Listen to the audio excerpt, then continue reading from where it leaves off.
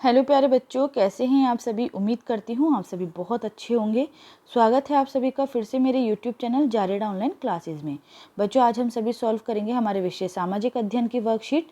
सप्ताह है बच्चों 16, कक्षा 5 पुनरीक्षण सप्ताह की आज हम वर्कशीट सॉल्व करेंगे।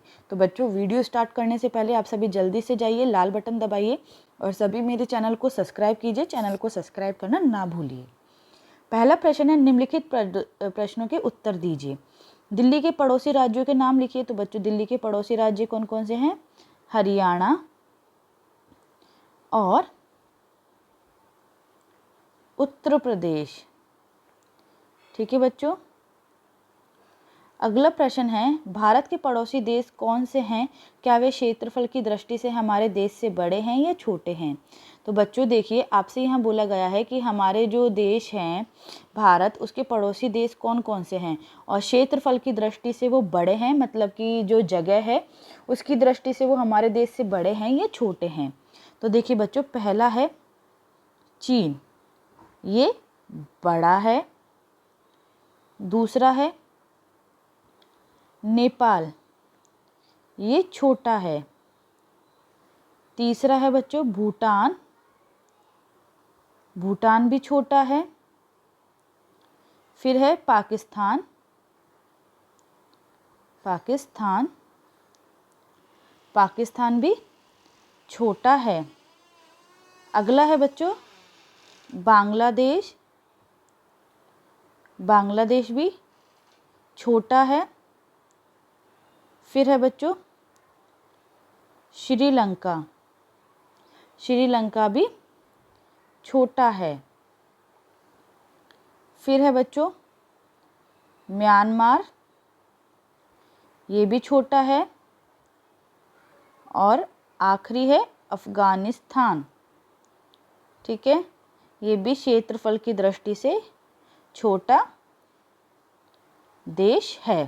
तो सिर्फ बड़ा कौन सा है? चीन। ठीक है बच्चों, इस तरह से आप सभी को ये कंप्लीट करना है। अगला है बच्चों प्रश्न 2, निम्न प्रश्नों के सही उत्तर पर सही का निशान लगाइए। पृथ्वी पर महाद्वीपों और महासागरों की संख्या क्रमशः क्या है? तो बच्चों, महाद्वीप है 7 और महासागर कितने हैं? 5। क्षेत्रफल की दृष्टि से महासागरों का सही क्रम क्या है? तो देखिए बच्चों, क्षेत्रफल की दृष्टि से महासागर का सही क्रम क्या है? तो सबसे बड़ा है प्रशांत महासागर, मैं आप सभी को यहाँ बता देती हूँ। प्रशांत महासागर। अगला है अटलांटिक महासागर।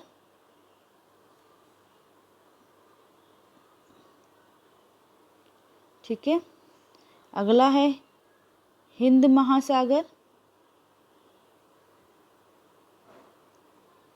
फिर है दक्षिणी महासागर और फिर है आर्कटिक महासागर। तो ये हमारे 5 महासागरों के नाम हो गए हैं। ठीक है, इसमें हमसे बोला गया है कि क्षेत्रफल की दृष्टि से। तो देखिए बच्चों, प्रशांत हमारा अटलांटिक, हिंद और आर्कटिक, हमें ये दिया नहीं गया है प्रशांत और दक्षिणी, तो हमारा ख उत्तर यहाँ पे बिल्कुल सही होगा। अगला है पेंजिया और पैंथलासा में क्या अंतर है? तो बच्चों देखिए, 25 करोड़ वर्ष पहले सारे महाद्वीप एक साथ जुड़े हुए थे। इस विशाल क्षेत्र को पेंजिया नाम दिया गया था, लेकिन भूमंडल के चारों ओर जो बड़ा महासागर था उसे हमने पैंथलासा कहा था। ठीक है, तो यहाँ लिखेंगे 25 करोड़ वर्ष पहले सारे महाद्वीप एक साथ जुड़े हुए थे। ठीक है, ठीक है बच्चों, तो इस तरह से आप सभी को इसका उत्तर लिखना है। अगला है बच्चों, भारतीय उपमहाद्वीप के एशिया महाद्वीप से टकराने वाली पर्वतमाला कौन सी है? तो बच्चों, यह है हिमालय पर्वतमाला। ठीक है बच्चों। अगला प्रश्न है, यूरोप और एशिया महाद्वीपों से बने संयुक्त महाद्वीप क्यों कहा जाता है? तो बच्चों देखिए, यूराल पर्वत द्वारा एशिया और यूरोप को अलग करने के कारण यूरोप और एशिया के संयुक्त भूभाग को यूरेशिया कहा जाता है। ठीक है बच्चों, क्यों कहा जाता है तो मैंने आपको यहाँ बताया। चलिए इसके उत्तर लिखते हैं। अगला प्रश्न है बच्चों 5, नीचे दिए गए कौन से कथन सही हैं और कौन से गलत। ठीक है बच्चों, तो देखिए बच्चों, पहला है हमारी पृथ्वी पूरी तरह से गोल है। क्या बच्चों आपने कभी देखा है कि जो हमारी पृथ्वी है क्या वो पूरी तरह से गोल है? क्या ये सही है या गलत? तो आपको यहाँ पे सही गलत का निशान लगाना है। ठीक है, तो बच्चों हमारी पृथ्वी पूरी तरह से गोल नहीं है। पृथ्वी पश्चिम से पूर्व दिशा में चक्कर लगाती है, बिल्कुल सही। लीप वर्ष में 366 दिन होते हैं, बिल्कुल सही।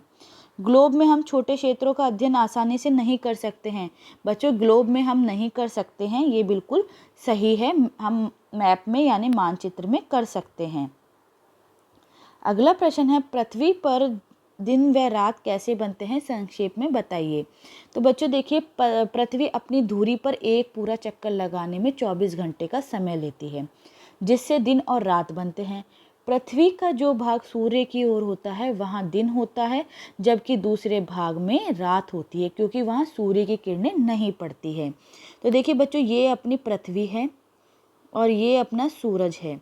तो बच्चों सूरज की किरणें जहाँ पड़ रही है वहाँ तो क्या होगा, दिन होगा, और यहाँ क्या होगा, अंधेरा, तो यहाँ हो जाएगी रात। फिर जिस तरह से 24 घंटे में चक्कर पूरा करेगा तो यहाँ दिन हो जाएगा और यहाँ रात हो जाएगी। इस तरह से ये चक्कर घूमता रहता है। अगला प्रश्न है, नीचे दिए गए शब्दों की सहायता से रिक्त स्थानों की पूर्ति कीजिए। भूमध्य रेखा का दूसरा नाम क्या है? विषुवत रेखा। अक्षांश व देशांतर रेखाएं काल्पनिक रेखाएं होती है, आप सभी को पता है बच्चों।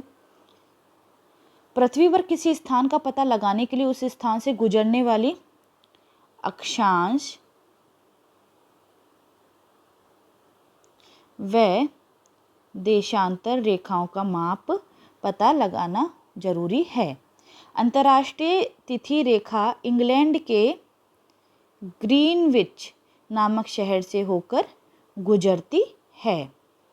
ठीक है, अगला है, दिए गए ग्लोब का अध्ययन करके प्रश्नों के उत्तर दीजिए। अब बच्चों देखिए, हमें यहाँ ग्लोब दिया गया है, हमें यहाँ उत्तर देने हैं। अक्षांश रेखाएं व समांतर रेखाएं क्यों कहते हैं?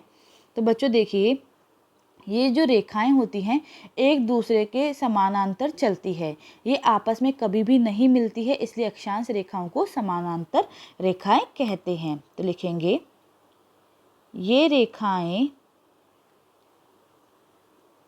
एक दूसरे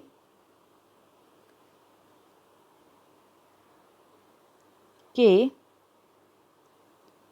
समानांतर चलती है, ये आपस में कभी नहीं मिलती है। ठीक है, इसलिए अक्षांश रेखाओं को समानांतर रेखाएं कहते हैं। तो देखिए बच्चों, यहाँ आपने देखा होगा ग्लोब के अंदर। ठीक है, अगला है, प्रमुख अक्षांश रेखाएं। कर्क रेखा कहाँ होती है बच्चों? तो कर्क रेखा 23.5 डिग्री उत्तर। तो देखिए 23.5 डिग्री उत्तर पे, ऊपर की साइड, ये हमारी उत्तर दिशा होती है ऊपर। ठीक है, अगला है, भूमध्य रेखा 0 डिग्री। आर्कटिक रेखा 65.5 डिग्री दक्षिण।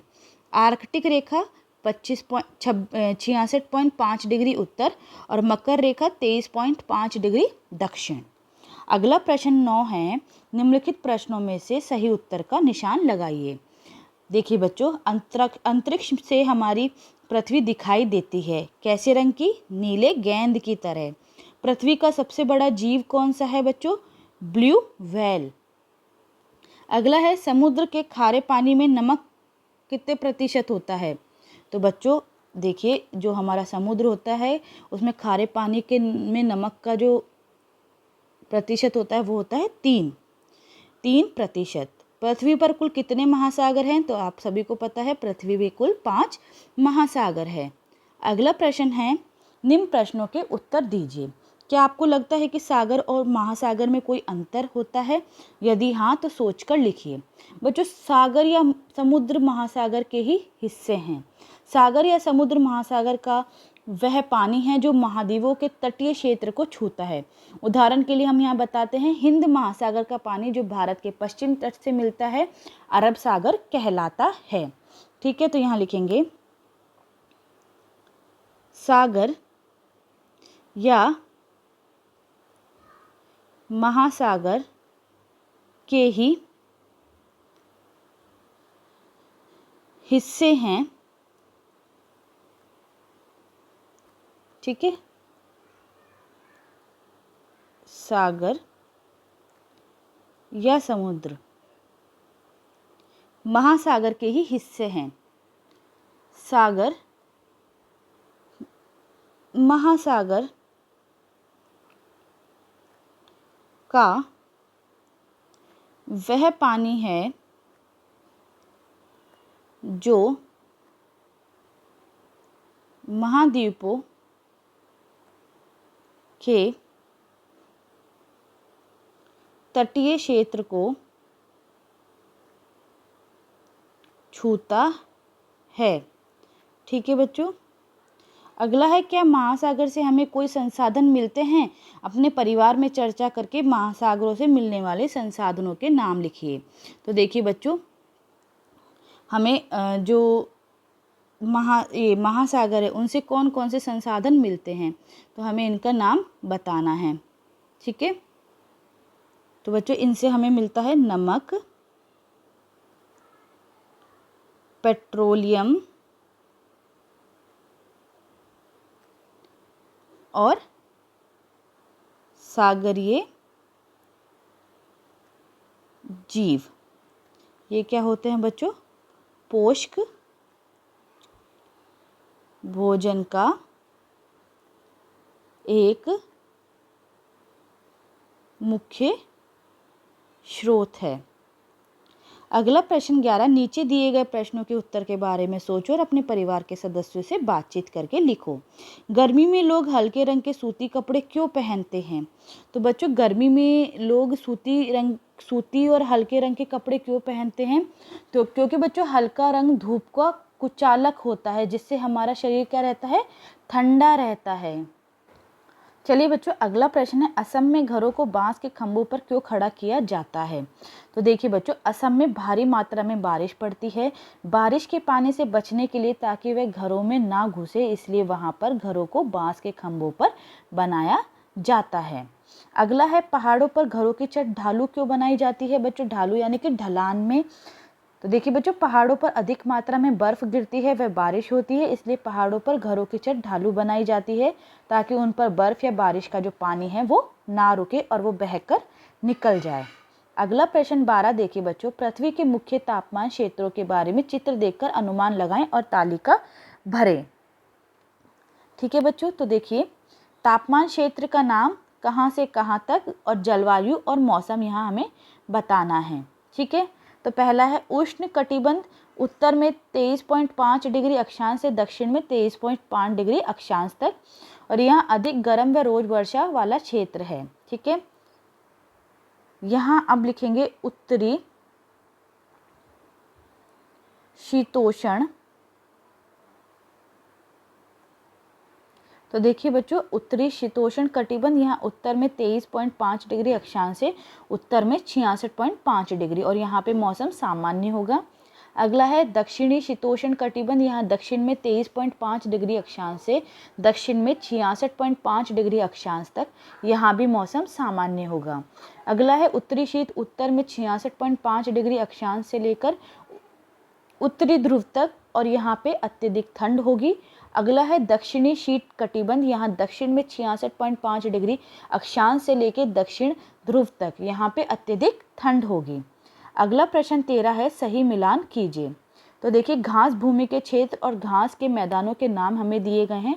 उत्तरी अमेरिका तो यह है प्रेरी। दक्षिणी अमेरिका तो बच्चों ये है पाम्पास। मध्य एशिया बच्चों मध्य एशिया है हमारा स्टेपीज। पश्चिमी अफ्रीका बच्चों पश्चिमी अफ्रीका सवाना।